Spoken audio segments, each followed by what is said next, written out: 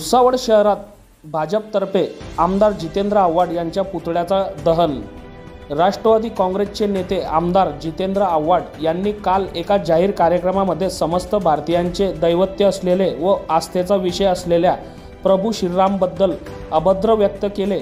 या वक्तव्याचा निषेध म्हणून भुसावळ शहर भारतीय जनता पक्षाचे शहराध्यक्ष युवराज लोणारी यांच्या नेतृत्वाखाली तालुक्याचे आमदार संजय सावकारे, माजी नगरसेवक पिंटू ठाकूर, प्रमोद सावकारे, विलास सपकाळे, गोपी राजपूत, प्राध्यापक दिनेश राठी यांच्यासह शेकडो भाजप कार्यकर्ते व पदाधिकाऱ्यांनी मिळून आज भाजप कार्यालयासमोर जितेंद्र आव्हाड यांच्या पुतळ्यावर पेट्रोल ओतून आमदार संजय सावकारे यांनी अग्निडाग देत आव्हाड यांच्या वक्तव्याचा तीव्र शब्दात निषेध केला।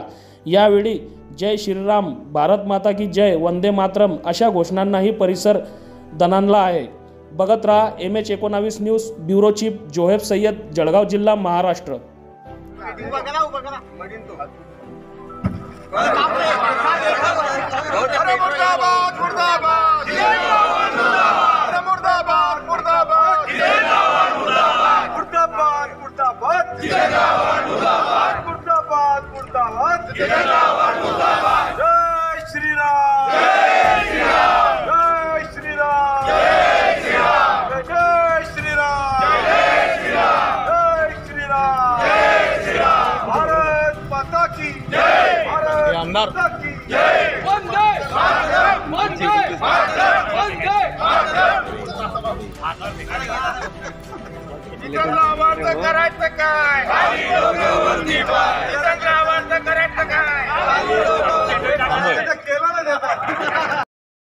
राम हा सगळ्याच हिंदूंचा आस्थेचा विषय आहे।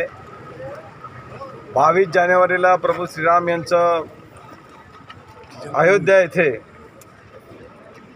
त्यांच्या प्राणप्रतिष्ठा होत आहे त्यांच्या मूर्तीची, आणि अशा प्रसंगामध्ये अख्ख्या भारतामध्ये एक आनंदाचं वातावरण असताना त्याच्यामध्ये खोडा टाकण्याचं काम आमदार जितेंद्र आव्हाड यांनी केलेलं आहे।